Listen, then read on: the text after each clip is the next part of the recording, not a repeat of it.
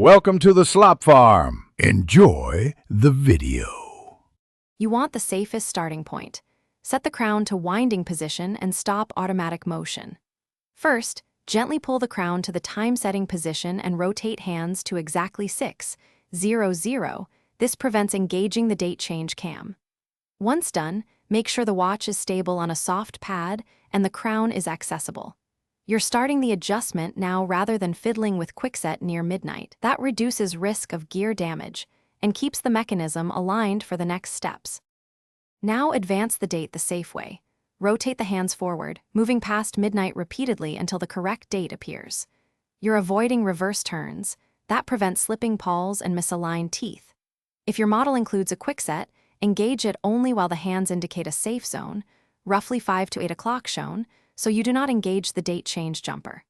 While you do this, count AM and PM to ensure the date aligns with the correct half-day, which prevents a 12-hour offset. Finish by setting the exact current time.